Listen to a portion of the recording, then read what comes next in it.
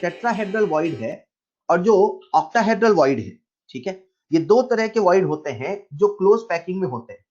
तो tetrahedral void कैसे बनता है? तीन एटम नीचे, ये एक एटम हो गया, ये दूसरा एटम हो गया, ये तीसरा एटम हो गया और इसके ऊपर हो एक चौथा एटम। जब कभी अरेंजमेंट ऐसा होता है तो यहां पर फॉर्म होता है टेट्राहेड्रल वॉइड। और अगर कभी अरेंजमेंट ऐसा हो, तीन एटम नीचे, तीन एटम इन्वर्टेड मतलब उल्टे डायरेक्शन में है, जब कभी ऐसा होता है तो इसे हम लोग बोलते हैं ऑक्टाहेड्रल वॉइड। ठीक, दो तरह के वॉइड होते हैं, ऐसा दिखता है। ठीक, सवाल है ये कहां कहां होता है। तो सबसे पहले बात करते हैं टेट्राहेड्रल वॉइड की। तो मैंने आपसे कहा था बच्चों, जो टेट्राहेड्रल वॉइड होता है वो सभी बॉडी डायगोनल के अलोंग होता है, राइट। जो टेट्राहेड्रल वॉइड होता है वो सभी बॉडी डायगोनल के अलोंग होता है और एक बॉडी डायगोनल पर होता है दो टेट्राहेड्रल वॉइड। तो एक बच्चे ने मुझसे पूछा, सर आपने हमें बताया कि बीटी के अलोंग टीवी होता है, समझ में आया, एक बीडी पर दो टीवी होता है, सर ये भी समझ में आया, अब ये बता दो ये एक बीडी पर टीवी कहां कहां होता है। कहने का मतलब ये है कि अगर हम बात कर रहे हैं टेट्राहेड्रल वॉइड की, तो ये जो लाइन है जो मैं अभी ब्लू कलर से ड्रॉ कर रहा हूं, ये एक बॉडी डायगोनल है और इसी बॉडी डायगोनल पर टेट्राहेड्रल वॉइड है। This is sure shot. हमें ये भी पता है कि इस एक बीडी पर दो टीवी है, ये भी पता है, पर वो दो टीवी की लोकेशन क्या है? तो बच्चों, जो टेट्राहेड्रल वॉइड होता है वो एक बॉडी डायगोनल के अलोंग होता है और एक बॉडी डायगोनल पर दो टीवी होता है, जो कि कोने से जो ये बॉडी डायगोनल की लेंथ है, यानी कि √3a/4 की डिस्टेंस पे होता है। मतलब इस कॉर्नर से इस टेट्राहेड्रल वॉइड की जो लेंथ है वो कितनी है? √3a/4। इस कॉर्नर से इस टेट्राहेड्रल वॉइड की जो लेंथ है वो कितनी है? √3a/4। टोटल लेंथ आप सबको पता है √3a है, टोटल लेंथ आपको पता है वो √3a है और इन दोनों की लेंथ पता है, तो दो टेट्राहेड्रल वॉइड के बीच में लेंथ आप निकाल सकते हैं। क्लियर? टेट्राहेड्रल वॉइड होता है एक बीडी पर दो टीवी होता है, टोटल एक बीडी पर दो टीवी होता है, तो चार बीडी पर 8 टीवी होता है। अगर हम बात करें सीसीपी या एफसीसी के लिए, जिसके लिए Z बराबर 4 होता है, जिस पर टोटल टीवी का नंबर 8 होता है, ऐसा हम कह सकते हैं कि एक एटम पर दो टीवी इफेक्टिवली फॉर्म होता है। बच्चों, ये तो बात हो गई फॉर्मेशन की, ये तो बात हो गई लोकेशन की। हाँ ऐसा होता है, हाँ यहां होता है, मैंने कहा इसे देखो नहीं, इसे एक्सेप्ट करो, यस ऐसा ही होता है। उसी प्रकार से बात आती है ऑक्टाहेड्रल वॉइड की। जो ऑक्टाहेड्रल वॉइड होता है वो तीन एटम नीचे और तीन एटम ऊपर जब इन्वर्टेड हो तो बनता है। सवाल है जब ये बनता है तो कहां कहां होता है? बच्चों, मैं आपको बताऊं, जो ऑक्टाहेड्रल वॉइड होता है, जो ओवी होता है, सभी एज के सेंटर पे, जैसा कि आप देख सकते हैं आपके सामने, ये एक सीसीपी स्ट्रक्चर है। सीसीपी बोले तो क्यूबिक क्लोज पैकिंग, जिसे हम लोग एफसीसी भी कहते हैं। आपके सामने ये जो सीसीपी स्ट्रक्चर है, इसी में टीवी है, इसी में ओवी है। टीवी कहां है? मैंने जस्ट बताया, अभी बात चल रही ओवी की। जो ओवी होता है सभी एज के सेंटर पे होते हैं। बच्चों बताओ टोटल कितने एज के सेंटर होते हैं? टोटल कितने एजेस होते हैं? तो आंसर है 12। मतलब टोटल कितने एज के सेंटर है? आंसर है 12। जो ऑक्टाहेड्रल वॉइड होता है सभी एज के सेंटर पे होता है, साथ ही साथ बच्चों वो बॉडी के सेंटर पर भी होता है। आप सभी जानते हैं एक बॉडी का सेंटर होता है। ये जो ग्रीन कलर की बॉल्स बनाई गई हैं, जो बेसिकली ऑक्टाहेड्रल वॉइड को रिप्रेजेंट कर रही हैं, ये सभी के सभी ऑक्टाहेड्रल वॉइड की लोकेशन है। मतलब आपको इमेजिन करना होगा ऑक्टाहेड्रल वॉइड कहां है। आप ये तो इमेजिन कर सकते हैं, सर ये एफसीसी है, मतलब जैसे ही चार बॉल के बीचों बीच एक बॉल आएगी, तो जो कोने कोने की चार बॉल है थोड़ी थोड़ी दूर हो जाएंगी, तो उनके बीच में जो वैकेंट स्पेस आ रहा है, उनके बीच में जो वॉइड आ रहा, वो किस प्रकार का है? उसे हम लोग कहते हैं ऑक्टाहेड्रल वॉइड। क्या कहते हैं? Octahedral void. जो टेट्राहेड्रल वॉइड था वो पूरी तरीके से यूनिट सेल के अंदर था, लेकिन जो ये ऑक्टाहेड्रल वॉइड है ये पूरी तरीके से यूनिट सेल के अंदर नहीं है। मात्र जो ये बॉडी के सेंटर पर है, मात्र यही अंदर है, लेकिन जो ये एज के सेंटर पे है ये कंप्लीटली यूनिट सेल पे नहीं है। तो हमें निकालना होगा इनका कंट्रीब्यूशन, हमें निकालना होगा यहाँ पे effective number of octahedral void. बच्चों जैसा कि आप सब जानते हैं, जो एज के सेंटर पे होता है उसका कंट्रीब्यूशन 1/4 होता है। टोटल एज के सेंटर है 12, टोटल ऑक्टाहेड्रल वॉइड है 12, उनका कंट्रीब्यूशन है 1/4। एक बॉडी के सेंटर पर है जिसका कंट्रीब्यूशन 100% यानी कि 1 है। जब आप इसे सॉल्व करते हैं तो आता है 4, यानी कि एक सीसीपी में, एक एफसीसी में टोटल 4 ऑक्टाहेड्रल वॉइड होते हैं इफेक्टिवली। वैसे तो नजरों के लिए, वैसे तो देखने के लिए 12 + 1 टोटल 13 ऑक्टाहेड्रल वॉइड होते हैं, बट इफेक्टिवली कंट्रीब्यूशन के बेसिस पे टोटल 4 ऑक्टाहेड्रल वॉइड ही होते हैं। बच्चों हमने यहां पर एक रूल बना लिया जिससे किसी भी क्लोज पैकिंग में ऑक्टाहेड्रल वॉइड और टेट्राहेड्रल वॉइड का नंबर बताना आसान हो गया। जो रूल बनाने का तरीका था बड़ा सिंपल था। हमने कहा यार जो ये हमारा सीसीपी होता है, जो ये हमारा एफसीसी होता है, जिसके लिए z की वैल्यू 4 होती है, यार जितना z होता है उतना ही ओवी होता है, और ठीक इसका दुगना टीवी 8 होता है। इसे बच्चे ऐसे भी याद कर लेते हैं, T से टेट्राहेड्रल वॉइड और T से 2 टाइम्स यानी कि ओवी का z का दुगना। बच्चों ये जो रूल आपके सामने आया, सच में ऐसा ही सभी क्लोज पैकिंग में होता है। हम लोग हमारे सिलेबस में जब क्लोज पैकिंग की बात करते हैं तो दो तरह का क्लोज पैक स्ट्रक्चर है। पहला या तो सीसीपी है और दूसरा या तो एचसीपी। अगर सीसीपी है तो हम लोग एक रूल बना सकते हैं कि सर जेड के बेसिस पे बता सकते हैं कितना ओवी है कितना टीवी है। लेकिन अगर हम बात करें एचसीपी, किसकी बात करें? एचसीपी की।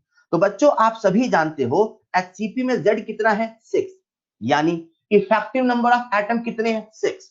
जितना जेड होता है उतना ही ओवी होता है, यानी कि बताओ इसमें ओवी कितना होगा? 6। ओवी 6 है जो कि जेड के बराबर है। अगला जो टेट्राहेड्रल वॉइड है वो ओवी का दुगना, यानी कि बोलो बच्चों कितना होगा? 12। किसी भी क्लोज पैकिंग में मात्र ओवी और टीवी होता है। ओवी और टीवी कैसे कैसे बनता है, कहां कहां होता है, कैसे कैसे इफेक्टिवली होता है, जेड से कैसे रिलेट होता है, हमने इस पर बात करी। क्लोज पैकिंग में दो ही तरह के वॉइड होते हैं। वैसे तो वॉइड टोटल 4 तरह के होते हैं, लेकिन क्लोज पैकिंग में दो ही तरह के होते हैं।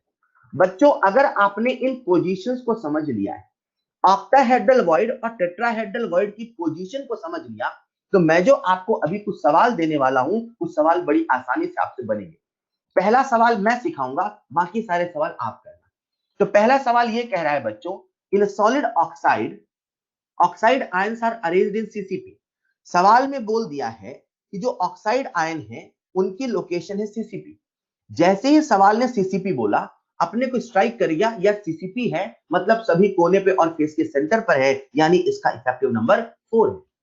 इन द सेम वे जब हम बात करते हैं कैटायन ए की, तो सवाल लिखा है जो कैटायन ए है टोटल जितना भी टेट्राहेड्रल वॉइड है उसके 1/6 पे। तो बच्चों सीसीपी में टोटल टेट्राहेड्रल वॉइड कितना होता है? टी से टेट्राहेड्रल, टी से 2, बोलो कितना होता है? तो वो होता है 8। तो 8 का 1/6 यानी 8/6। इसे हम सिंप्लीफाई करते हैं तो आता है 4/3, यानी ए का जो इफेक्टिव नंबर है वो कितना है? 4/3। इन द सेम वे जब हम बात करते हैं बी की, तो बी की पोजीशन सवाल में दे रखी है कि जितना भी टोटल ऑक्टाहेड्रल वॉइड है उसका 1/3। तो बच्चों सीसीपी में, एफसीसी में ऑक्टाहेड्रल वॉइड कितना होता है? 4। तो 4 का 1/3 यानी कि 4/3। हमने ऑक्साइड का, ए का, बी का इफेक्टिव नंबर निकाल लिया। अब तो फॉर्मूला लिखना है, तो लिख देते हैं ए 4/3, बी 4/3 और ऑक्सीजन हो गया 4। जब हम इसे सिंप्लीफाई करते हैं तो ये बन जाता है A4B4O 4 3 12। इसे और सिंप्लीफाई कर लेते हैं तो बच्चों ये हमारा बन जाएगा फॉर्मूला AbO3। इस प्रकार से हमने इसका सिंपलेस्ट फॉर्मूला लिख लिया।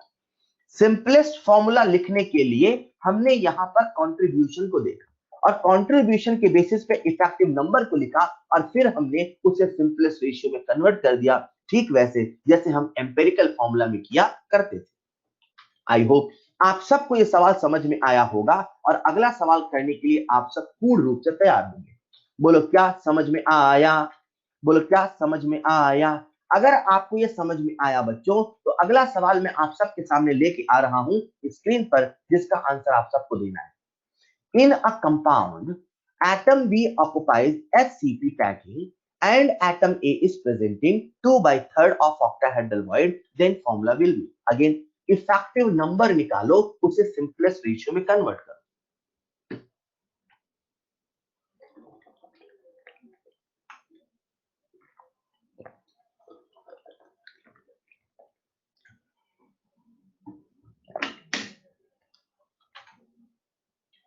बहुत बढ़िया, शुभजीत ने सबसे पहले सही आंसर दिया और उसके बाद कई बच्चों ने लाइन से आंसर दिया है सही। Kumar Gaurav, check your calculation, very good बेटा।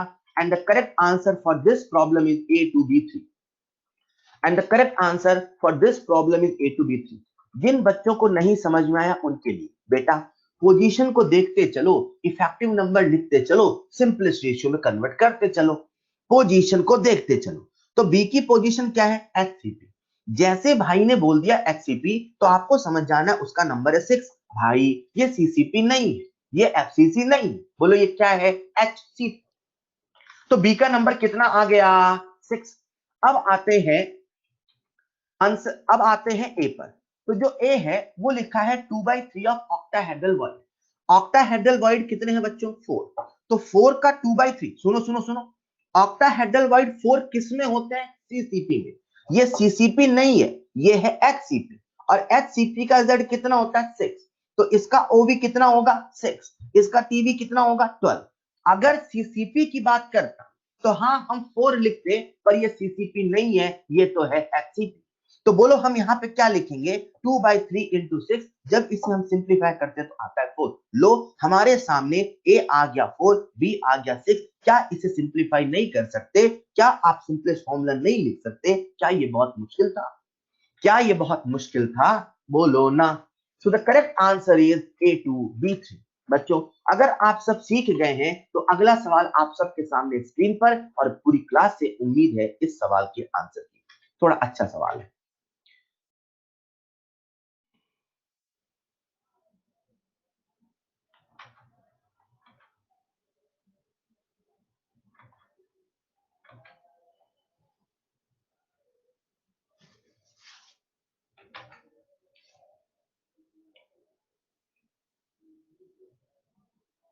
जल्दबाजी में आंसर नहीं देना है अतिथि बेटा।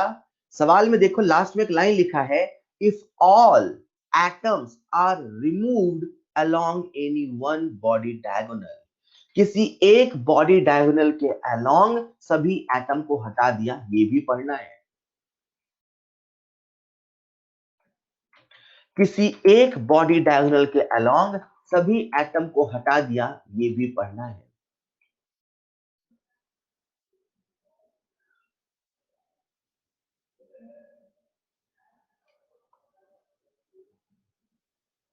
थोड़ा सा इमेजिनेशन करिए, पोजीशन के बेसिस पे इमेजिन करिए, जब हम बॉडी डायगोनल से एटम को हटाएंगे तो कौन कौन रिमूव होगा, ये सोचो। तो सोचो ना यार, बॉडी डायगोनल के अलोंग कौन आता है? क्यूब बना के सोचिए। अगर आप क्यूब बना के सोचेंगे तो बहुत आसानी से आपको दिख जाएगा, जब हमने बॉडी डायगोनल से एटम को रिमूव किया तो कौन कौन रिमूव हुआ। बहुत सारे बच्चों ने आंसर दे दिया, तो सबसे पहले मैं आंसर डिस्कस करता हूं। And the correct answer is X5Y8Z4। And the correct answer is X5Y8Z4। अब कैसे किया, मुझे आप सबका ध्यान चाहिए। गीतांशु ने सही आंसर दिया, प्राची ने सही आंसर दिया, श्रुति ने सही आंसर दिया। ठीक है, देखते हैं सवाल कैसे करें। बेटा आपको लोकेशंस को देखना है यार। तो आओ बात करते हैं, हमने बॉडी डायगोनल से जब एटम को हटाया तो कौन कौन हटा। जब आप बॉडी डायगोनल से हटा रहे हैं तो सबसे पहले तो दो कोने हटे, और कोने पे कौन बैठा था? एक्स। एक्स की जो पोजीशन है वो सीसीपी है, मतलब सभी कोने पर और सभी फेस के सेंटर पर। तो कोने कितने हैं? 8। 8 में से आपने दो हटा दिए तो कितने कोने बचे? 6। क्लियर। फिर जब आप बॉडी डायगोनल से एटम को हटाओगे, सुनिएगा ध्यान से, तो इसी बॉडी डायगोनल के अलोंग, इसी बॉडी डायगोनल के अलोंग यहां पर आएगा दो टेट्राहेड्रल वॉइड। बोलो हाँ या ना। यानी कि हमने जब बॉडी डायगोनल से एटम हटाया तो दो एटम कॉर्नर से हट गए, दो एटम टेट्राहेड्रल वॉइड से हट गए, टेट्राहेड्रल वॉइड जिनकी लोकेशन यहाँ है वो हट गए और इसी बॉडी डायगोनल के बीचों बीच आता है बॉडी सेंटर, तो एक बॉडी सेंटर भी हट गया, यस और नो। मतलब इतने एटम तो रिमूव हो गए। तो आपको दिमाग में रखना है कि भाई इतने सारे जो एटम रिमूव हो गए उनको हमें इफेक्टिव नंबर की कैलकुलेशन में नहीं लेना। अब एक एक करके हम इफेक्टिव नंबर की कैलकुलेशन करते हैं। सबसे पहले बात कर लेते हैं कैलकुलेशन एक्स की। अब एक्स की पोजीशन क्या है बच्चों? सीसीपी। क्लियर? सीसीपी यानी कि सभी कोने पे और फेस के सेंटर पे। फेस के सेंटर से एक भी एटम नहीं हटा, मतलब वो एज इट इज रहेगा। बोलो हाँ या ना। क्लियर? अब हम लिख रहे हैं एक्स, तो एक्स की लोकेशन हो गई 6 इंटू 1/8। फिर बचा फेस का सेंटर, तो 6 इंटू 1/3। इसे हम सिंप्लीफाई करेंगे, यहां से आ जाएगा हमारे सामने एक्स। एक्स को जब आप सिंप्लीफाई करते हैं दैट इज 6/8 यानी कि 3/4 प्लस 3, इसे सिंप्लीफाई करना, यहां से आपके सामने आएगा एक्स। फिर आते हैं वाई पर। अब जो सवाल है वो कह रहा है कि जो वाई है वो सभी टेट्राहेड्रल वॉइड पे है। तो टोटल कितने टेट्राहेड्रल वॉइड होते हैं? 8। पर 8 में से 2 हटा दिया ना यार, तो कितने टेट्राहेड्रल वॉइड बचे? 6। यानी वाई का नंबर कितना हो गया? 6। फिर आते हैं अपन जेड पर। अब जेड की लोकेशन देखो, वो सभी ऑक्टाहेड्रल वॉइड पे, और जो ऑक्टाहेड्रल वॉइड होता है वो सभी हाफ के सभी एज के सेंटर पे होता है। ऑक्टाहेड्रल वॉइड सभी एज के सेंटर पे होता है और बॉडी के सेंटर पे होता है। तो जो एज के सेंटर पे है वो है 12, उसका कंट्रीब्यूशन है 1/4। और जो बॉडी के सेंटर पे 1, उसको तो अपन ने हटा दिया, तो बॉडी का सेंटर नहीं है। समझ पा रहे हो क्या? तो जब आप इसको सिंप्लीफाई करोगे बच्चों, तो यहां से जेड की वैल्यू आती है 3। यानी कि जो हमारा x आ गया 4 3 12 प्लस 3 15/4। जो हमारा x आ गया वो आ गया 15/4। जो y आ गया वो आ गया 6। जो z आ गया वो आ गया 3। जब आप इसे सिंप्लीफाई करेंगे तो आपका फॉर्मूला बन जाएगा x5y8z4। बताओ सवाल कहां मुश्किल था? बस आपको इमेजिनेशन करना था। क्या करना था? इमेजिनेशन। क्लियर? तो इस सवाल में बहुत प्यारा इमेजिनेशन था। किसी एक बॉडी डायगोनल से हमने एटम को हटा दिया, तो कैसे कैसे हमने इफेक्टिव नंबर लिया। आई होप आप सबको क्लियर है। बोलो क्लियर है? बोलो क्लियर है? बच्चों, अगर आप सबने ध्यान से देखा हो तो हमने अभी तक जितने भी क्रिस्टल पढ़े, जितने भी यूनिट सेल पढ़े, उनमें किसी में भी पैकिंग एफिशिएंसी 100% नहीं थी। उन सभी में कहीं ना कहीं वॉइड थी। और वॉइड जो है अभी तक टोटल 4 टाइप की आई, जो मैंने आपको बताया। सबसे पहली वॉइड है ट्रायंगुलर वॉइड, दूसरी वॉइड है टेट्राहेड्रल वॉइड, तीसरी वॉइड है ऑक्टाहेड्रल वॉइड, तीसरी वॉइड है ऑक्टाहेड्रल वॉइड, और चौथी वॉइड है क्यूबिक वॉइड। यस और नो? जो टेट्राहेड्रल वॉइड है, जो ऑक्टाहेड्रल वॉइड है, इन दोनों पे हम बात कर रहे थे। एक बार मैं सम अप करता हूं, हमने वॉइड के बारे में कौन कौन सी बातें जाननी चाहिए, अभी हमें तक क्या क्या पता होना चाहिए। जो ट्रायंगुलर वॉइड होता है देखने में कुछ ऐसा होता है। जो टेट्राहेड्रल वॉइड होता है उसमें 3 एटम नीचे 1 एटम ऊपर होता है। जो ऑक्टाहेड्रल वॉइड होता है उसमें 3 एटम नीचे और कुछ इस प्रकार से 3 एटम ऊपर होता है। इस प्रकार से टेट्राहेड्रल, ऑक्टाहेड्रल और ट्रायंगुलर वॉइड बनता है। सवाल है क्यूबिकल वॉइड कैसे बनता है? बच्चों, इमेजिन करो हमारे सामने 4 एटम नीचे रखे। इमेजिन करो आप अपने सामने 4 बॉल्स को रखो और उन बॉल के ऊपर 4 बॉल और रखो और जस्ट उनके ऊपर रखो, मतलब बॉल के ऊपर बॉल के ऊपर बॉल के ऊपर बॉल के ऊपर बॉल। जब हम इन सभी सेंटर्स को ज्वाइन करते हैं तो सेंटर को ज्वाइन करने से कुछ इस प्रकार से एक क्यूब का फॉर्मेशन होता है। कोने पर तो एटम जरूर है, लेकिन बीचों बीच एक जगह खाली है, और वो जो जगह खाली है उसे हम लोग बोलते हैं क्यूबिकल वॉइड। बच्चों, मैं आपको बता दूं, इन सभी वॉइड में जो सबसे बड़ा वॉइड है, जिसका साइज सबसे बड़ा है, वो है क्यूबिकल वॉइड। क्यूबिकल वॉइड के बाद नंबर आता है ऑक्टाहेड्रल वॉइड का, ऑक्टाहेड्रल वॉइड के बाद नंबर आता है टेट्राहेड्रल वॉइड का, और सबसे छोटा जो वॉइड है बच्चों वो है हमारा triangular void. Clear? Triangular void जो हमारा है वो सबसे छोटा वॉइड है। इसका मतलब समझिएगा, कल को जब कभी किसी एक ऐसे क्रिस्टल का फॉर्मेशन होगा जिसमें एक से ज्यादा एटम होगा, एक से ज्यादा टाइप का एटम होगा, जनरली जो कि आयनिक क्रिस्टल होगा, जिसमें कैटायन होगा और एनायन भी होगा, तो अक्सर जो कैटायन छोटा होता है वो इन्हीं वॉइड में जाके बैठ जाता है।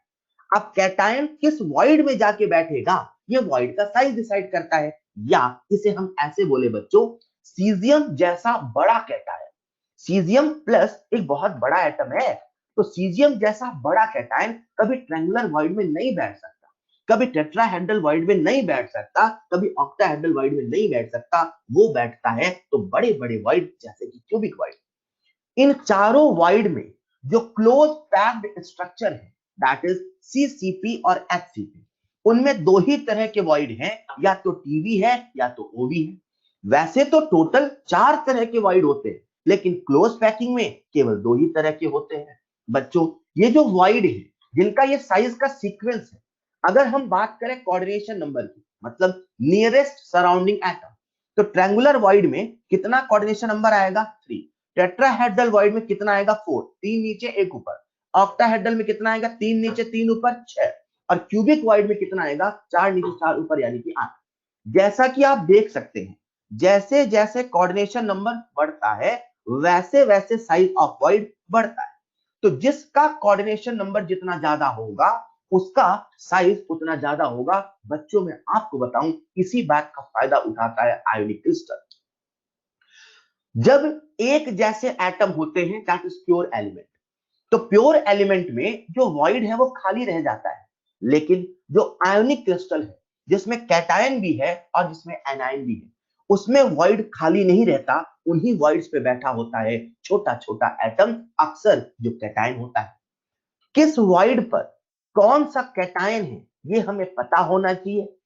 आयोनिक क्रिस्टल की जब हम बात करते हैं तो हमारे सिलेबस में आयोनिक क्रिस्टल कुछ इतने टाइप से हैं, और इन सभी में कैटायन और एनायन की पोजीशन हमें याद होना चाहिए। मैं आप सभी को इन सभी आयोनिक क्रिस्टल के बारे में, जो कैटायन और एनायन है, उनकी पोजीशन बताऊंगा, उनकी ज्योमेट्री बताऊंगा, उनका कोऑर्डिनेशन नंबर और number of formula per unit cell बताऊंगा।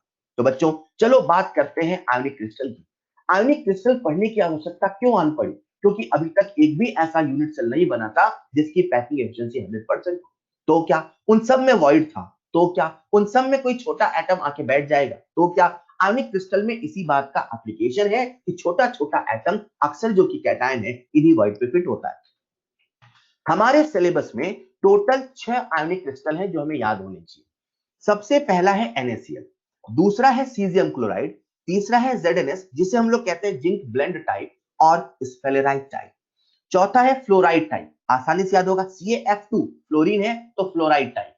Na2O फॉर्मूला उल्टा है, ये है 1:2, ये है 2:1, तो इसे बोलते हैं एंटी फ्लोराइड टाइप। और लास्ट वाला है ZnS that is wurtzite. ZnS formula 2 जगह है, ऊपर वाला जिंक ब्लेंड है और नीचे वाला वुडजाइड। क्लियर? हमें याद करना है इनमें कैटायन और एनायन की पोजीशन कहां कहां है। बच्चों, मैं आपको एक तरीका बताता हूं। हमारे सिलेबस में जितने एग्जांपल है, क्या बोला मैंने? हमारे सिलेबस में जितने एग्जांपल है, हमारे सिलेबस में जितने एग्जांपल है, उन सभी में एक ना एक एटम सीसीपी पे बैठा है, एक्सेप्ट सिक्स्थ वाला, एक्सेप्ट सेकंड वाला, जो बहुत आसानी से याद होगा। तो आप पल भर के लिए ऐसे याद रखो, जो ये सिक्स्थ वाला केस है, मतलब वुडजाइड वाला, इसे पल भर के लिए छोड़ दो। तो सर ने कहा हमारे सिलेबस में आयोनिक क्रिस्टल का जितना भी केस है उनमें एक एटम बैठा है सीसीपी पे, उनमें एक एटम बैठा है सीसीपी पे, उनमें एक एटम बैठा है सीसीपी पे, उनमें एक एटम बैठा है सीसीपी पे। वुडजाइड वाला एक अलग केस है। तो कल मैंने आप सबसे कहा था हमारा जो सिलेबस है उसका जो 95% हिस्सा है वो क्यूबिक यूनिट सेल है, और जो 5% हिस्सा है वो hexagonal close packing HCP unit cell है। तो बच्चों, आप ऐसे याद रखो कि आयोनिक क्रिस्टल के जितने केस हैं उनमें 95% सारे के सारे सीसीपी वाले केस हैं, लेकिन मात्र एक वुडजाइड का केस है जिसमें एटम सीसीपी नहीं एससीपी पर बैठा है, जिसमें एटम सीसीपी नहीं एससीपी पर बैठा है।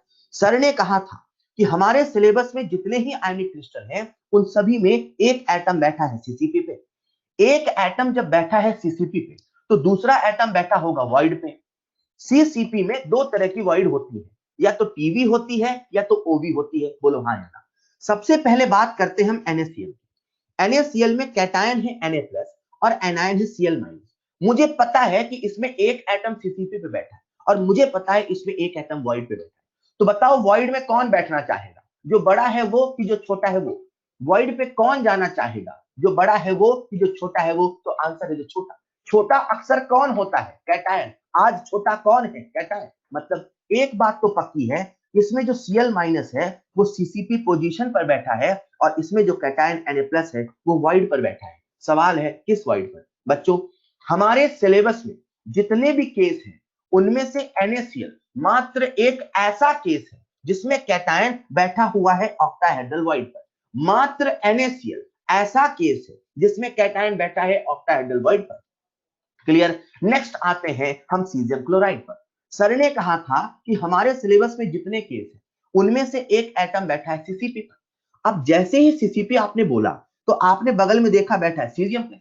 अब सीजियम प्लस छोटा कैटायन नहीं, बहुत बड़ा कैटायन, और जो बड़ा कैटायन है वो छोटे छोटे वाइड में नहीं जा सकता। अगर आपने Cl माइनस को सीसीपी पर बैठा दिया तो आपको समझ में आना चाहिए वहां ओवी और टीवी बनेगा, और जो सीजियम है वो ओवी और टीवी में नहीं जा सकता, वो केवल क्यूबिक वॉइड में जा सकता है। तो आप इसे ऐसे याद कर सकते हैं कि जो सीजियम प्लस है, जो बड़ा कैटायन है, वो यहाँ पे क्यूबिक वॉइड में जाएगा। तो जैसे आपने सीजियम प्लस की लोकेशन फिक्स कर दी क्यूबिक वॉइड, तो हमें ये तो समझ में आ गया कि भाई अब सीसीपी नहीं बन सकता, अब एचसीपी नहीं बन सकता, क्योंकि सीसीपी और एचसीपी में आता है ओवी और टीवी, और जहां क्यूबिक वॉइड है वहां ओवी टीवी नहीं आ सकता। यानी कि अब इसमें क्या बनेगा? तो क्यूबिक वॉइड कब बनता है? जैसा मैंने अभी आपसे बताया, 4 एटम हो ऊपर, 4 एटम हो नीचे, यानी कि सभी एटम कोने पर, सभी एटम हो कोने पर। तो इसमें जो सीजियम प्लस है वो क्यूबिक वॉइड में बैठा है, तो इसका जो एनायन है दैट इज Cl माइनस बच्चों, वो कॉर्नर पर बैठा है, वो केवल कॉर्नर पर बैठा है। सीजियम क्लोराइड का जो स्ट्रक्चर होता है उसे कई बार बहुत सारे बच्चे कहते हैं सर ये बीसीसी है। नहीं, ये बीसीसी नहीं है, ये बीसीसी टाइप है। तो सर दोनों में अंतर है? हाँ अंतर है। जब आप बीसीसी कहते हो, जब आप एफसीसी कहते हो, जब आप एससीसी कहते हो, तो उसका मतलब क्या है? एससीसी का मतलब है एटम बैठा हो केवल कॉर्नर पर। बीसीसी का मतलब है एटम बैठा हो कॉर्नर पर और बॉडी के सेंटर पर नहीं। जो एटम बैठा है कॉर्नर पर वही एटम बैठा हो बॉडी के सेंटर पर। सीजियम क्लोराइड में कॉर्नर पर कोई दूसरा एटम है और बॉडी के सेंटर पे कोई दूसरा एटम है, इसीलिए बीसीसी नहीं, ये बीसीसी टाइप है। जो एफसीसी है, जो बीसीसी है, उसमें सेम टाइप के एटम की लोकेशन होनी चाहिए। देखने में बीसीसी के जैसा है, इसीलिए इसे हमने बीसीसी के जैसा बोला है, ये बीसीसी नहीं है। Clear? In the same way बच्चों आते हैं हम ZnS पे, दैट इज जिंक ब्लेंड पे। तो सर ने कहा था कि हमारे सिलेबस में जितने केस हैं उसमें एक एटम बैठा है सीसीपी पे।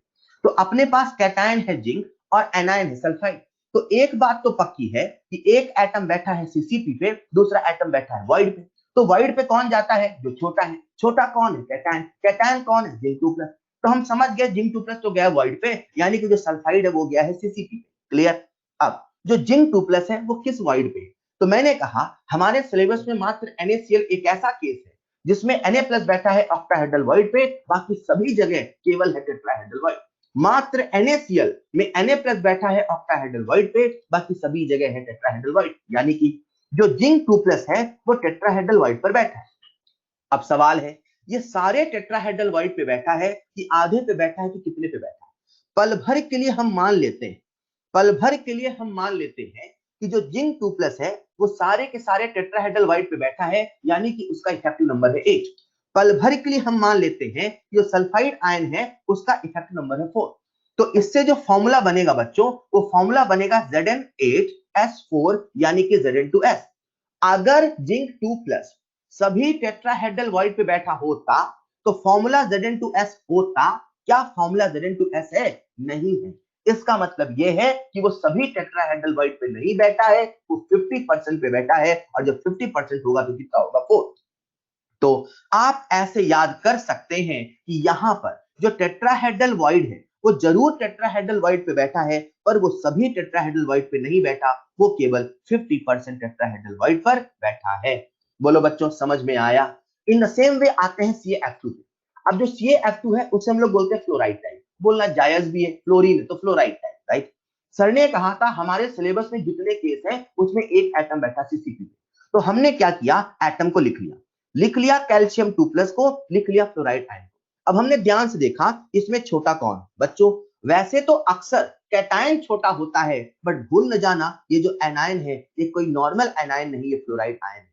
वैसे तो कैटायन छोटा होता है, पर जो फ्लोराइड है वो छोटा नहीं, कुछ ज्यादा ही छोटा होता है।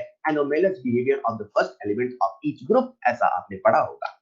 जो फ्लोराइड आयन है इसका साइज कुछ ज्यादा ही छोटा है, इसी वजह से आज वॉइड पर कैटायन नहीं जाता है, आज वॉइड पर एनायन जाता है।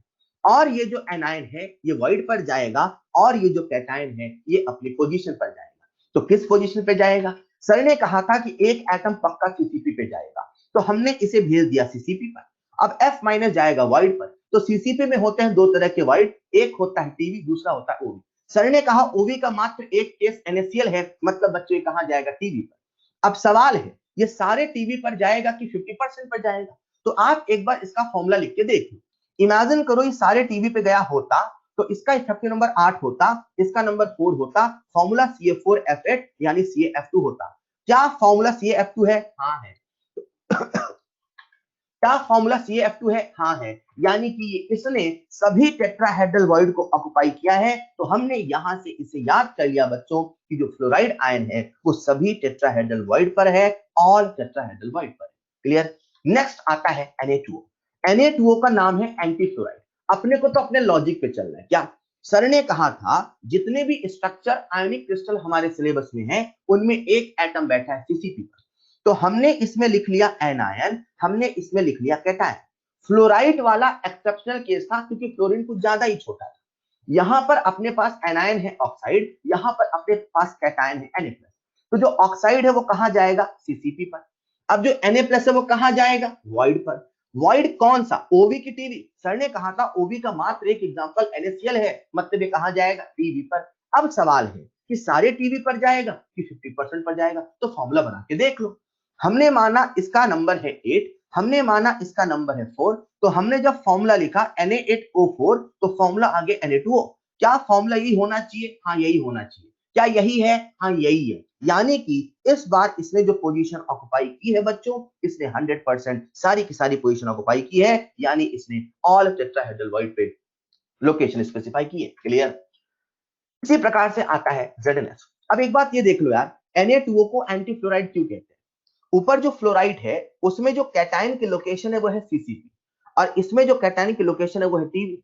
इसमें जो एनायन की लोकेशन है वो है टीवी, और इसमें जो एनायन की लोकेशन है वो है सीसीपी। मतलब फ्लोराइड से जस्ट उल्टा है एंटी फ्लोराइड। एनायन और कैटायन की लोकेशन उल्टी है, इसीलिए उसे हम कहते हैं एंटी फ्लोराइड। अपने को तो अपने लॉजिक से चलना है। सर ने कहा था एक एटम सीसीपी पे आएगा, अक्सर जो छोटा होता है कैटायन वही वॉइड पे आएगा। ऑक्टाहेड्रल वॉइड का मात्र एक केस NaCl है, बाकी सब में टेट्राहेड्रल वॉइड आएगा। फॉर्मूला बना के देख लेना, कभी 50% कभी 100% आएगा। लास्ट वाला जो केस है that is ZnS, that is wurtzite. इसमें जो एटम की लोकेशन है बच्चों वो सीसीपी नहीं, वो है एससीपी। तो जैसा कि मैंने कहा हमारा 95% सिलेबस जो है वो है क्यूबिक वॉइड, और जो 5% सिलेबस है वो है एससीपी। तो आज यहां पे स्ट्रक्चर एससीपी है, लेकिन रूल तो वही है। क्या? एक एटम एससीपी पर जाएगा, एक एटम वॉइड पे जाएगा। अक्सर जो छोटा होता है वही वॉइड पे जाता है, और जो बड़ा है वही एससीपी लोकेशन पर जाएगा। तो जो सल्फाइड आयन है उसे हमने एससीपी पर भेज दिया, और जो छोटा वाला कैटायन है उसे हमने वॉइड पे भेज दिया। सवाल है वॉइड कौन सा? ओवी की टीवी। अरे हमारे सिलेबस में ओवी का मात्र एक केस NaCl है, मतलब बच्चों ये टीवी पर जाएगा। अब सवाल है ये 50% टीवी पर जाएगा कि 100% टीवी पे जाएगा? तो फॉर्मूला बना के देख लो। जैसे आपने इसका इफेक्टिव नंबर लिखा वो आया 8, जैसे आपने इसका इफेक्टिव नंबर लिखा वो आया 6, सॉरी सॉरी ये आया 6, और इसका नंबर आ गया 12। भैया ये एससीपी है, सीसीपी नहीं है। क्लियर? तो जैसे आपने इसका नंबर लिखा 6 और 12, तो इसका फॉर्मूला क्या बनेगा बच्चों? Zn12S6। हाँ या ना? इसका फॉर्मूला क्या बनेगा? Zn2S। फॉर्मूला क्या होना चाहिए? Zn2S। क्या है? ZnS। यानी उसने 100% टीवी को ऑक्युपाई नहीं किया है, उसने 50% टीवी को ऑक्युपाई किया है, ऐसा हमने कंक्लूजन निकाल दिया। बच्चों समझ पाए? तो ये हो गया 50% टीवी ऑक्युपाई किया है। Is this clear? अब आते हैं कोऑर्डिनेशन नंबर पे। कोऑर्डिनेशन नंबर का मतलब होता है नियरेस्ट नेबरिंग एटम। ठीक है? नियरेस्ट नेबरिंग एटम क्या होता है बच्चों? Nearest neighbouring atom. तो मैं आपको अभी नियरेस्ट नेबरिंग एटम याद करने का ट्रिक बता रहा हूं। अभी आपको देखना नहीं है, स्ट्रक्चर बना के सोचना नहीं है कि आप NaCl बनाओ, सर ये क्यूब है, सर वो बीच में, सर Na+ है, सर ये, ऐसा बना के सोचना नहीं। मैं आपको ट्रिक बताता हूं कैसे हमें कोऑर्डिनेशन नंबर देखना है, मुझे आप सबका ध्यान चाहिए। बच्चों कोऑर्डिनेशन नंबर का ट्रिक बड़ा सिंपल है। कैसे? जो कैटायन है, जो एनायन है, उनको लिख लो।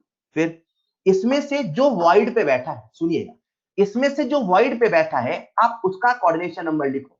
वॉइड पे कौन बैठा है? Na plus. किस वॉइड पे बैठा है? OB पे। कोऑर्डिनेशन नंबर कितना? 6। उसके बाद देखो फॉर्मूला, क्या फॉर्मूला 1:1 है? हाँ, अगर फॉर्मूला 1:1 है तो जो कैटायन का कोऑर्डिनेशन नंबर है वही एनायन का होगा, मतलब दोनों का कोऑर्डिनेशन 6 होगा। इन द सेम वे आते हैं अगले एग्जांपल पे। जो अगला एग्जांपल है उसमें भी हमने कैटायन और एनायन लिख लिया। फिर जो वॉइड पे बैठा उसे देखो, कौन बैठा वॉइड पे? सीजियम। सीजियम किस वॉइड पे बैठा है? क्यूबिक वॉइड पे। क्यूबिक वॉइड का कोऑर्डिनेशन में कितना होता है बच्चों? 8। फॉर्मूला 1:1 है, 1:2 है? 1:1, मतलब इसका अगर 8 है तो बगल वाले का भी 8 है। कोऑर्डिनेशन नंबर याद हो गया। फिर आते हैं ZnS पे। ZnS में सबसे पहले आप कैटायन और एनायन लिख लो। कैटायन एनायन लिखने के बाद बच्चों आप ये देखो कि इसमें कौन वॉइड पे बैठा है। तो वॉइड पे बैठा है जिंक 2+, और जो कि है टेट्राहेड्रल वॉइड, और टेट्राहेड्रल वॉइड कोऑर्डिनेशन होता है 4। फिर देखो आप फॉर्मूला, फॉर्मूला 1:1 है कि 1:2 है? सर फॉर्मूला है 1:1, यानी जितना कोऑर्डिनेशन नंबर जिंक का है उतना ही सल्फाइड का, यानी 4:4। उसी प्रकार से आते हैं नेक्स्ट पे, दैट इज CaF2। सबसे पहले कैटायन और एनायन को लिख लो। फिर जो वॉइड पे बैठा है उसका कोऑर्डिनेशन नंबर लिख लो। वॉइड पे कौन बैठा है? फ्लोराइड। उसका कोऑर्डिनेशन नंबर कितना है? 4। अब ये देखो फॉर्मूला 1:1 है कि 1:2 या 2:1 है? सर ये जो फॉर्मूला है ये है 1:2। तो जैसे ही 2 आए समझ जाना दुगुना करना है, मतलब इसका कोऑर्डिनेशन नंबर कितना है? 4। तो इसका कितना होगा बच्चों? 8। इन द सेम वे आते हैं Na2O पे। तो सबसे पहले कैटायन और एनायन लिख लो। फिर उसके बाद जो वॉइड पे बैठा है उसका कोऑर्डिनेशन नंबर लिख लो। वॉइड पे कौन बैठा है? Na+। कौन सा वॉइड है? Tetrahedral void. Tetrahedral void coordination number 4। अब देखो फॉर्मूला 1:1 है कि 2:1 या 1:2? सर 2:1, यानी दुगना करना है, तो 4 का दुगना यानी कि 8। फिर आ जाते हैं अपन SCP पे। सबसे पहले कैटायन और एनायन लिख लो। फिर देखो वॉइड पे कौन बैठा है? वॉइड पे बैठा जिंक है। बोलो कौन सा वॉइड है? Tetrahedral void. Tetrahedral void coordination number 4। अब देखो फॉर्मूला 1:1, 1:2, सर 1:1, तो बगल वाले का भी होगा 4। इस प्रकार से हमने सबका कोऑर्डिनेशन नंबर लिख लिया, हमें याद हो गया।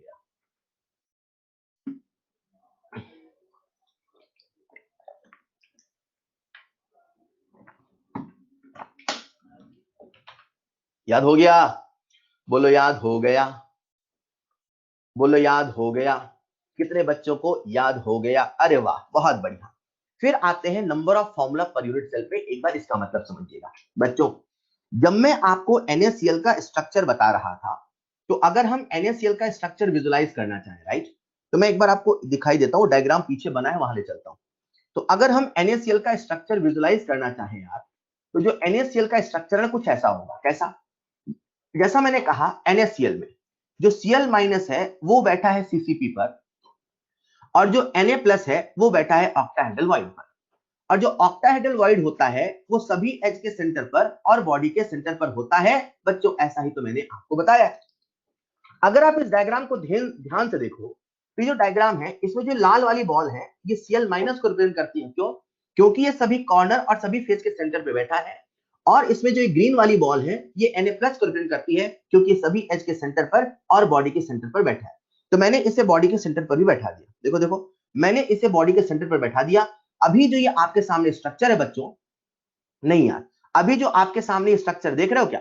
अभी जो आपके सामने स्ट्रक्चर है ये कंप्लीट स्ट्रक्चर है NaCl का। किसका स्ट्रक्चर बच्चों? NaCl का, राइट। अब इमेजिन करो यार, इस NaCl के स्ट्रक्चर में मैंने किसी बच्चे से पूछा आपको कितने Na+ नजर आ रहे हैं, आपको कितनी ग्रीन बॉल नजर आ रही है? तो बच्चा क्या कहेगा?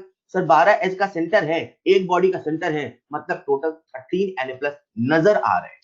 टोटल 13 Na+ नजर आ रहे हैं, बोलो हाँ या ना? टोटल 13 Na+ नजर आ रहे हैं, बोलो हाँ या ना? फिर मैंने बच्चे से पूछा बताओ टोटल Cl- कितने नजर आ रहे हैं? तो Cl- की लोकेशन है कॉर्नर और फेस का सेंटर। तो कॉर्नर हो गया 8, फेस का सेंटर हो गया 6, 8 6 14। कितने क्लोरीन नजर आए? 14। भैया इतने नजर आए। लेकिन जब हम इफेक्टिव नंबर पे आते हैं तो इफेक्टिव नंबर Na का कितना आता है? 4। यार ऑक्टाहेड्रल वॉइड है ना, और ऑक्टाहेड्रल वॉइड कितना होता है? 4। और Cl का इफेक्टिव कितना आएगा? 4। यानी कि इसे सुनिएगा ध्यान से, ये जो आपके सामने बना है ये NaCl का एक यूनिट सेल है। This is the simplest form of NaCl। This is the simplest form of NaCl। ये NaCl का यूनिट सेल है। तो जब इस यूनिट सेल में हम NaCl का केमिकल फॉर्मूला देखते हैं, ये जो आपके सामने लिखा है ये केमिकल फॉर्मूला नहीं है, ये उसका एक्चुअल फॉर्मूला है, लेकिन NaCl का केमिकल फॉर्मूला है NaCl। तो Na4Cl4 जो कि NaCl का यूनिट सेल है, मतलब सबसे स्मॉलेस्ट रिपीटिंग यूनिट है, उसमें NaCl के कितने फॉर्मूले हैं? तो आप कहोगे 4। क्यों? Na4Cl4 मतलब 4 NaCl का फॉर्मूला एक यूनिट सेल बनाता है। 4 NaCl का फॉर्मूला एक यूनिट सेल बनाता है। तो बच्चों हम यही काम करने वाले हैं यहां पर, जिसमें हम निकालने वाले हैं number of formula per unit cell, right. तो कैसे निकालना सुनिएगा, अपने को कुछ नहीं, अपने को इफेक्टिव नंबर लिखना है। क्या लिखना बच्चों? Effective number. तो चलो लिखते हैं। बात कर रहे हैं Na की पोजीशन क्या है? OB। तो इफेक्टिव नंबर बोलो ना 4। Cl की पोजीशन क्या है? CCP। इफेक्टिव नंबर बोलो ना 4। तो बताओ इसमें कितने यूनिट सेल, कितने फॉर्मूला यूनिट है? 4 NaCl। तो कितने फॉर्मूला यूनिट है? 4। बच्चों समझ पा रहे हो क्या? इसी प्रकार से आते हैं सीजियम क्लोराइड में। तो सीजियम और क्लोराइड का अपने को लिखना है इफेक्टिव नंबर। सीजियम का है क्यूबिक वाइड में, मतलब बॉडी के सेंटर पे, मतलब A। Cl माइनस का है कोने पे, तो कितना आ गया A। बताओ इसमें कितने फॉर्मूले हैं? तो आंसर है 1। समझ पा रहे हो क्या सभी लोग? क्या बात है। फिर आते हैं ZnS पे, आपको बताना है, ये वाला केस आपको बताना है। Zn और S का इफेक्टिव नंबर मैं लिखता हूं। तो Zn है 50% टीवी पे, तो लिख दो 4 चलेगा। सल्फाइड है CCP पे, तो लिख दो 4 चलेगा। बताओ इसमें कितने फॉर्मूले, इसमें ZnS के कितने फॉर्मूले यूनिट है? तो आप कहोगे सर इसमें 4 ZnS है। बोलो हाँ या ना। इन द सेम वे अगर मैं बात करता हूं CaF2 पे, तो मैंने लिख दिया कैल्शियम, मैंने लिख दिया क्लोराइड। अब कैल्शियम कहां बैठा है बेटा? CCP पे, तो कितना नंबर हो गया? 4। फ्लोरीन कहां बैठा? TB पे, 8। तो कितना नंबर हो गया? 8। मतलब बताओ इसमें कितने फॉर्मूले यूनिट है? तो आप कहोगे सर इसमें 4 formula of calcium chloride CaF2 के। समझ पा रहे हो क्या? इन द सेम वे आते हैं नेक्स्ट केस में। तो नेक्स्ट केस में अपने पास है सोडियम और है ऑक्सीजन। तो सोडियम कहां बैठा है? टीवी पे, तो नंबर हो गया 8। ऑक्सीजन कहां बैठा? CCP पे, नंबर हो गया 4। तो बताओ इसमें कितने फॉर्मूले? अगेन सर इसमें 4 फॉर्मूला यूनिट ऑफ Na2 है। कहीं ना कहीं सब में 4 4 है, बस एक में एक है, आया ना। लास्ट वाला केस देखते हैं। अब जो लास्ट वाला केस है दैट इज Zn, उसमें लिखते हैं इफेक्टिव नंबर। तो Zn का इफेक्टिव नंबर कितना आएगा? ये है टेट्राहेड्रल बॉन्ड, भूलना नहीं SCP है, और SCP में कितना आएगा? 6, है ना। टोटल टेट्राहेड्रल बॉन्ड कितने हैं? 12। तो 12 का आधा 6, और सल्फर कितना होगा? 6। यानी कि इसमें कितने फॉर्मूला आएंगे? तो answer is 6 formula unit of ZnS। समझ पाए? बोलो बच्चों समझ पाए? सर ये तो बेहद ही आसान है बच्चों। जब मैं आपसे आयोनिक क्रिस्टल की बात कर रहा था,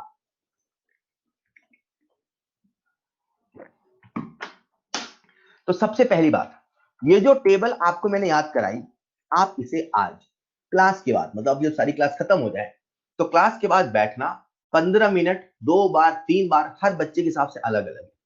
15 मिनट, 20 मिनट, 25 मिनट, किसी को एक बार में, किसी को 2 बार में, किसी को 3 बार में ये टेबल याद करनी है। और जब तक याद नहीं हो तब तक इसके पीछे पड़े रहना, इसे जरूर याद करना। This is very very important. Ionic crystal का सवाल हमारे एग्जाम में आता है।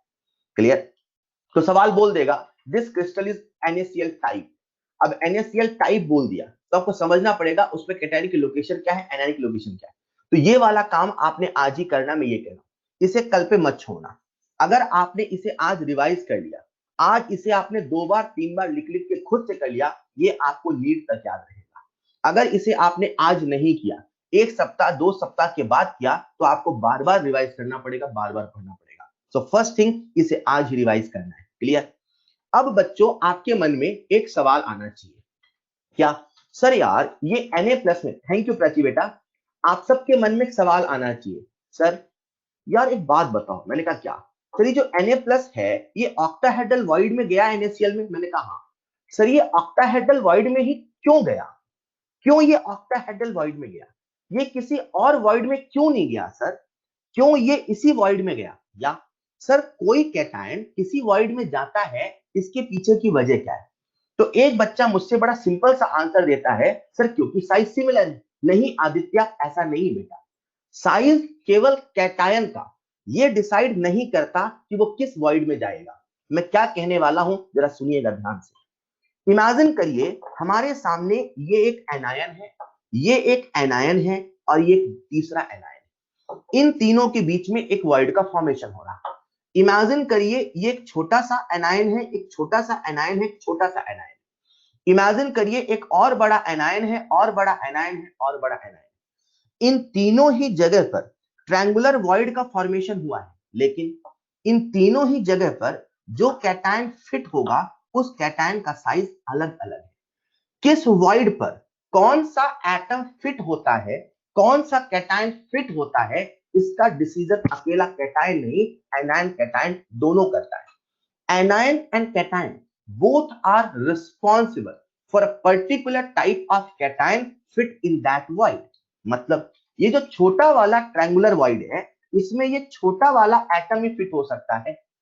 कंसेप्ट नंबर 1 कि कैटायन और एनायन दोनों का साइज डिसाइड करता है कि किस वॉइड पे कौन सा कैटायन फिट होगा, अकेला कैटायन का साइज डिसाइड नहीं करता। Concept number 1। कंसेप्ट नंबर 2 ये है बच्चों कि जब हम आयोनिक क्रिस्टल की बात कर रहे हैं, राइट, तो आयोनिक क्रिस्टल की बात, एक मिनट, किसी बच्चे ने क्या लिखा है, Zn+2 में सर 4 होना चाहिए ना, किसकी बात कर रहे हो आयुष, क्या लिखा है आपने यार, Zn+2 में 4 होना चाहिए, क्या 4 होना चाहिए यार, आयुष सुनते नहीं हो यार, फिर टाइप करते हो, मेरा ध्यान, मेरा फ्लो टूट गया ना बेटा, ये HCP है ना यार, तो HCP है, तो HCP में टेट्राहेड्रल वॉइड कितने होते हैं, 12। बच्चों में थोड़ा सा स्टॉप करो ना, एक बच्चे ने डाउट पूछा, थोड़ा उसको डिस्कस कर ले।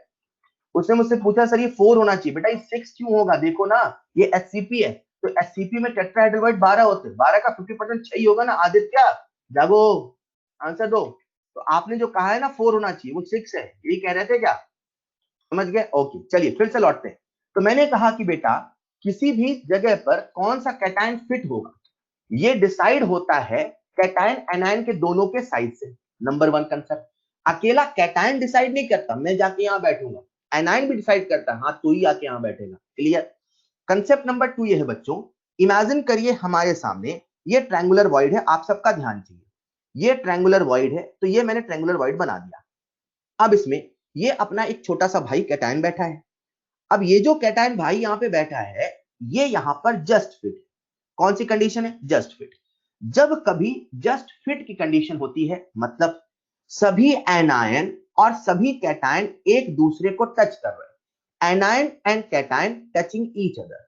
जब एक दूसरे को टच कर रहे हैं बच्चों, ये वो कंडीशन होती है जब ये क्रिस्टल सबसे ज्यादा स्टेबल होता है। The reason is electrostatic force of attraction सबसे ज्यादा होता है। तो ये जो कैटायन है अभी इसमें जस्ट फिट है। क्लियर।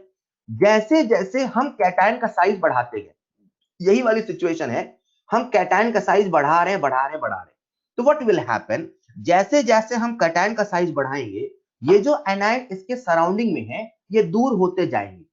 एनायन दूर होते गए, कैटायन के साथ टच में तो है, पर अब एनायन एनायन आपस में टच में नहीं है। ये जो कंडीशन है ये लेस स्टेबल की कंडीशन है, क्योंकि यहाँ पे इलेक्ट्रोस्टैटिक फोर्स ऑफ अट्रैक्शन कम है। जैसे जैसे हम कैटायन का साइज बढ़ाते जाते हैं, तो इमेजिन करो हमने कैटायन का साइज और बड़ा कर दिया, तो जैसे जैसे हमने कैटायन का साइज बढ़ा दिया बेटा, एनायन वही है, राइट, एनायन वही है, तो जैसे जैसे हमने कैटायन का साइज बड़ा कर दिया, तो होता क्या है, ये जो आपके पास ज्योमेट्री थी, ये जो वॉइड थी, मतलब जो ट्रायंगुलर वॉइड थी, अब ये ट्रायंगुलर वॉइड नहीं रह जाता, अब ये किसी दूसरे वॉइड में कन्वर्ट हो जाता है। This will no more be triangular void. What I want to say, number 1 कि कोई भी कैटायन क्यों उसी वॉइड में जाके बैठा है, वो इसीलिए बैठा है, उसके पीछे रिस्पॉन्सिबल फैक्टर है कैटायन और एनायन का दोनों का साइज। कंसेप्ट नंबर 2, किसी वॉइड में कौन सा कैटायन बैठता है, उस कैटायन की एक जस्ट साइज होती है और उस कैटायन की एक मैक्सिमम साइज होती है। ऐसा नहीं है कि किसी भी वॉइड में कोई भी कैटायन आके बैठ जाएगा, उनकी एक साइज रेंज होती है, क्योंकि जैसे जैसे साइज बड़ी होती है वैसे वैसे इनके बीच में डिस्टेंस बढ़ती जाती है, और डिस्टेंस के बढ़ने से उस क्रिस्टल की स्टेबिलिटी पे सवाल खड़ा होता है, और क्रिस्टल खुद को स्टेबल करने के लिए दूसरी ज्योमेट्री को अपना लेता है। मींस टू से, अगर आज यहाँ पे ट्रायंगुलर वॉइड आपने कैटायन का साइज और बड़ा कर दिया, तो क्रिस्टल क्या करेगा कि अब ट्रायंगुलर वॉइड की बजाय किसी दूसरे वॉइड में शिफ्ट हो जाएगा, मतलब स्ट्रक्चर दूसरा हो जाएगा। इसी बात को समझने के लिए ये जो हमने कंसेप्ट आपको सिखाया, इसी बात को समझने के लिए मैथमेटिकल हमने कंसेप्ट बनाया जिसका नाम रखा limiting radius ratio. So limiting radius ratio, which is basically a mathematical concept. ये जो मैं आपको अभी थोड़ा थोड़ा फील करा रहा था, इसी थोड़े थोड़े फील को हमने एक मैथमेटिकल भाषा में कन्वर्ट कर दिया, एक मैथमेटिकल कंसेप्ट का नाम दे दिया, जिसका नाम रखा limiting radius ratio, which is nothing but ratio होता है कैटायन और एनायन का। एनायन और कैटायन का जो रेडियस होता है उसे हम लोग कहते हैं रेडियस रेशियो। रेडियस रेशियो कहते हैं नंबर वन। इसे लिमिटिंग क्यों कहते हैं वो सुनिएगा। इमेजिन करो ये जस्ट फिट की कंडीशन है, तो यहां पे ये वाली की बात कर रहा हूं मैं, है ना। यहां पे जो कैटायन का साइज है और जो एनायन का साइज है, हमने उन दोनों का रेशियो निकाला। लेट्स से वो रेशियो आया 0.1। कितना है बच्चों? 0.1। और ये जो मैक्सिमम साइज है हमने यहां से रेशियो निकाला, तो लेट्स से वो रेशियो है 0.2। अब हम ऐसे कहेंगे, पहले कैसे कहते सर, ये छोटा वाला लाल से लेके ये बड़ा वाले लाल तक का एटम फिट हो पाएगा। अब हम ऐसे बोलेंगे सर, इस ट्रायंगुलर वॉइड में वही एटम फिट हो पाएगा जिसका रेडियस रेशियो 0.1 से 0.1 के बीच में आएगा। वो जो बात अपन पहले शब्दों में कह रहे थे, अब इसी बात को एक नंबर में कह रहे हैं, जो कहीं ज्यादा रियलिस्टिक, कहीं ज्यादा प्रैक्टिकल। क्लियर? तो अभी अपन ने क्या कहा कि सर, इस ट्रायंगुलर वॉइड में वही एटम फिट हो पाएगा जिसका रेडियस रेशियो 0.1 से 0.2 आएगा। तो जो ये रेडियस रेशियो है, जिसे बेसिकली हम लिमिटिंग रेडियस रेशियो कह रहे हैं, which is basically a mathematical concept, जो कि कैटायन और एनायन के रेडियस का रेशियो होता है, उसकी मदद से हम क्रिस्टल की स्टेबिलिटी को बता सकते हैं। जैसा कि आपने देखा, जब रेडियस रेशियो बड़ा होगा तो हम समझ जाएंगे साहब अब ये क्रिस्टल स्टेबल नहीं है, ये टूटने वाला है, कुछ नया बनने वाला है, ये वॉइड अब नहीं रहेगा। यार जब वॉइड नहीं रहेगा तो क्रिस्टल नहीं रहेगा, समझना। हमें पता है कि ओवी टीवी केवल सीसीपी में होता है, तो ऐसे समझो ना, जब ओवी या टीवी रहेगा तभी तो सीसीपी रहेगा। अब पता चला कि वॉइड बड़ा हो रहा है, कैटायन खूब बड़ा खूब बड़ा खूब बड़ा, तो ओवी टीवी हो ही नहीं सकता, ओवी टीवी हो ही नहीं सकता। क्यूबिक होगा, और क्यूबिक होगा तो स्ट्रक्चर सीसीपी नहीं हो सकता। तो स्ट्रक्चर सीसीपी कब होगा? जब रेडियस रेशियो एक रेंज में होगा। रेडियस रेशियो बहुत ज्यादा है, कैटायन का साइज बहुत बड़ा है, समझिए ना बच्चों। ये कैटायन और एनायन का रेशियो है, राइट। तो R plus upon R minus बराबर रेडियस रेशियो। अगर कैटायन का साइज बढ़ता जाएगा तो रेडियस रेशियो बढ़ता जाएगा। जब रेडियस रेशियो बढ़ता जाएगा तो वॉइड बदलता जाएगा, ज्योमेट्री बदलता जाएगा, क्रिस्टल का स्ट्रक्चर बदलता जाएगा। इमेजिन करो ना, बदलते बदलते क्यूबिक वॉइड हो गया, हमें पता चल गया सर अब वो सीसीपी नहीं बना सकता, सर अब वो एससीपी नहीं बना सकता, वो पक्का अब वो केवल एटम कोने पे बैठेगा, अब एससीसी के जैसा स्ट्रक्चर होगा। क्लियर? तो जो लिमिटिंग रेडियस रेशियो है, उससे हम लोग आयनिक क्रिस्टल की स्टेबिलिटी बता सकते हैं। और जैसी स्टेबिलिटी की बात करते हैं, हमें पता चलता है वॉइड, तो वॉइड से हम लोग कोऑर्डिनेशन नंबर बता सकते हैं। कैसे? ट्रायंगुलर वॉइड है तो कोऑर्डिनेशन नंबर 3 है, टेट्राहेड्रल है तो कोऑर्डिनेशन नंबर 4 है, ऑक्टाहेड्रल है तो कोऑर्डिनेशन नंबर 6 है, एंड सो ऑन। तो ये जो लिमिटिंग रेडियस रेशियो है, हमने क्या किया, अलग अलग सिनेरियो में कैटायन और एनायन का रेशियो निकाल लिया। जब रेशियो 0.155 से 0.225 के बीच में आया, किसके बीच में आया बच्चों? 0.155 से 0.225 के बीच में आया, तो हम समझ गए कि पक्का वहां पे ट्रायंगुलर वॉइड बन रहा, पक्का वहां पे कोऑर्डिनेशन नंबर 3 है। इन द सेम वे, जब रेशियो 225 से 414 के बीच में आया, हम समझ गए टेट्राहेड्रल बन रहा या 4। इसे आप ऐसे याद रखो, R plus upon R minus होता है रेडियस रेशियो। तो जैसे जैसे कैटायन का साइज बड़ा हो रहा है, वैसे वैसे रेडियस रेशियो बढ़ रहा है। जैसे जैसे रेडियस रेशियो बढ़ रहा है, वैसे वैसे वॉइड का साइज बड़ा हो रहा है। जैसे जैसे वॉइड का साइज बड़ा हो रहा है, वैसे वैसे कोऑर्डिनेशन नंबर बढ़ रहा है। वही वाली बात है जो मैंने क्लास के स्टार्टिंग में करी थी यार, कंक्लूजन ऑफ वॉइड। सबसे छोटा वॉइड कौन है? ट्रायंगुलर। उससे बड़ा कौन है? टेट्राहेड्रल। उससे बड़ा कौन है? ऑक्टाहेड्रल। उससे बड़ा कौन है? Cubical void. क्लियर? तो हमने क्या किया, ये जो बात अभी हम शब्दों में कर रहे थे, हमने उसे एक नंबर की शक्ल दी, और वो नंबर हमारे पास कुछ ऐसा आया बच्चों। क्या? जब नंबर 0.155 से 225 होगा तो कोऑर्डिनेशन नंबर 3 होगा। जब 225 से 414 होगा तो कोऑर्डिनेशन नंबर 4 होगा। 414 से 0.732 होगा 6 होगा, 732 से 1 होगा तो 8 होगा। बच्चे इसे कई बार ट्रिक के रूप में ऐसे याद कर लेते हैं, जब 0.1 से 0.2 होगा तो पहला वाला ट्रायंगुलर, जब 0.2 से 0.4 होगा तो दूसरा वाला टेट्राहेड्रल। दो से दो का अंतर, पहले एक का अंतर फिर दो का अंतर, फिर जब 4 से 0.7 होगा मतलब 3 का अंतर, तो अगला वाला ऑक्टाहेड्रल। और फिर जब 0.7 से बड़ा यानी कि 1 होगा तो याद कर लेते हैं अगला वाला क्यूबिकल। लेकिन मैं आपको सलाह दूंगा कि आप पूरा का पूरा रेशियो याद करें, केवल एक ट्रिक याद नहीं करें, क्योंकि ऐसे भी सवाल आए हैं जहां ट्रिक से काम नहीं चला है। मतलब मान लो आपके दिमाग में सेट है 0.2, अब आंसर आया रेडियस रेशियो का, आपने R plus upon R minus निकाला, तो आंसर आया डिवाइड करने पे 0.210, तो बच्चे के दिमाग में क्या सेट है 0.2, उसे लगेगा 0.2 तक ही ट्रायंगुलर वाइड होगा, तो उसे लग रहा है 0.2 से बड़ा है, ठीक है, तो वो नहीं समझ पा रहा है कि क्या है, तो 0.210 है, तो उसने नहीं समझ पाया कि उसे हम ट्रायंगुलर बोले टेट्राहेड्रल बोले, क्यों, क्योंकि टेट्राहेड्रल भी तो 0.2 के बाद से स्टार्ट है यार, तो इमेजिन करो 0.24 आए तो बच्चा गेस नहीं कर पाएगा। तो इसीलिए मैं कह रहा हूं कि आपको ये पूरा नंबर याद करना है, but for the sake of simplicity पहला नंबर याद करने के लिए आप ऐसे याद कर सकते हो, 1 का अंतर, 2 का अंतर, 3 का अंतर और फिर लास्ट में 1 अंतर। क्लियर? इसे हम कहते हैं concept of limiting radius ratio. मतलब मैं फिर से लौटता हूं अपनी उस कहानी में जो मैं आपको आयनिक क्रिस्टल की बता रहा था। मैंने कहा कि जो NaCl है उसमें Na प्लस ऑक्टाहेड्रल वॉइड में है। सर क्यों Na प्लस ऑक्टाहेड्रल वॉइड में है? Na प्लस ऑक्टाहेड्रल वॉइड में इसलिए है क्योंकि जब Na प्लस और Cl माइनस के साइज का रेशियो निकालते हैं वो 0.732 से बड़ा आता है, सॉरी 0.414 से 0.732 के बीच में आता है। तो ये रेशियो का ऐसा आना दोनों का साइज डिसाइड करता है कि वो किस वॉइड में बैठेगा। तो ऑक्टाहेड्रल वॉइड का अपन ने देखा कि 0.41 से 0.732 के बीच में है, तो अपने को समझ में अच्छा यानी वो ऑक्टाहेड्रल वॉइड में है। बच्चों ये नंबर आपको याद करना होगा, आपको याद करना होगा जब रेडियस रेशियो ऐसा आएगा कि वाइड है एंड ऑल दैट। इसी बात को हम और कंफर्म करते हैं कुछ एक न्यूमेरिकल के माध्यम से। आप सभी अपनी कॉपी या पेज में जो भी लेके आप पढ़ रहे हैं वहां एक बार इस नंबर को लिख लो, नंबर को लिख लो और नेक्स्ट नंबर को लिख लो ताकि हम कुछ सवाल कर पाए। लिख लो जल्दी से।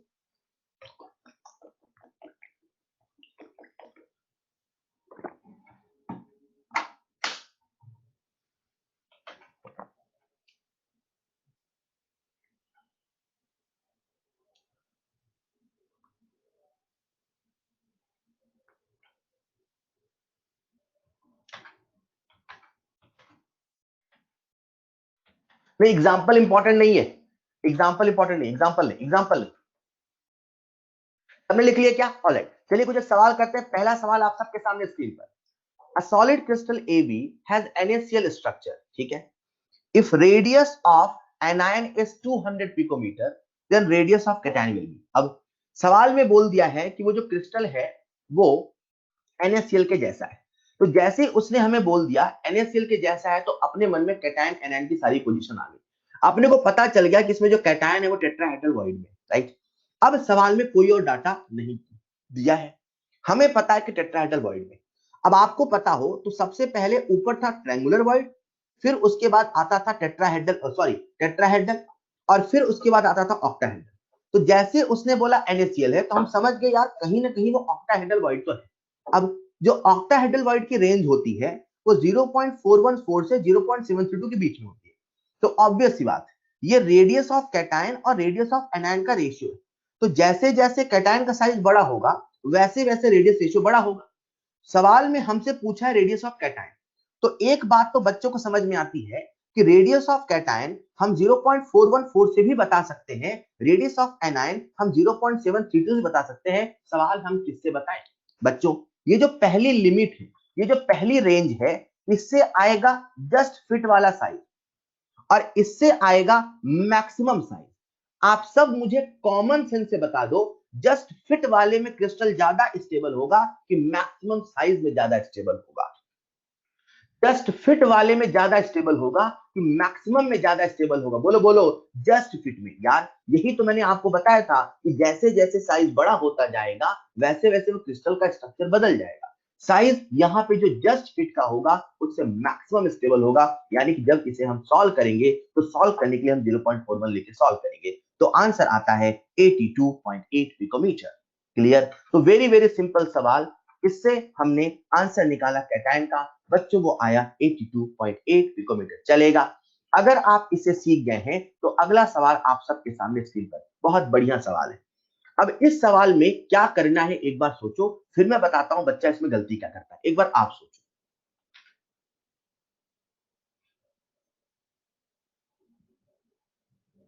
कोई जरूरत नहीं है श्रीकांत बेटा, मैं कब से आपको शुरू से क्या कह रहा हूं, काहे को कर रहे हो, काहे को कर रहे हो बताओ, क्यों नहीं सुनते?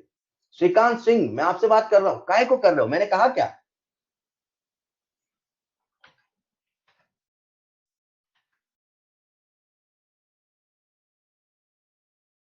कहा गया दुनिया में भगवान है, तो एक बच्चे ने कहा नहीं, एक एक बंदे ने कहा नहीं मैं नहीं मानूंगा, एक बंदे ने कहा मैं नहीं मानूंगा भगवान है। और कुछ लोगों ने मान लिया भगवान है। तो आपके ऊपर है, मानने से खुशी मिल रही है तो मान लो। आपको लगता नहीं सर मुझे प्रूफ करके बता, मुझे जाना है आसमान से, मुझे देखना है कहां है भगवान, तो फिर यार वाली बात। मैंने कहा ऐसा है तो ऐसा है, just accept, some time learn to accept. वो आसान है, वो आपसे सवाल और आपके एग्जाम के करीब पहुंच जाएगा। तो एक्सेप्ट, हाँ ऐसा है। Shrikant, is this clear? Some time it is better to accept.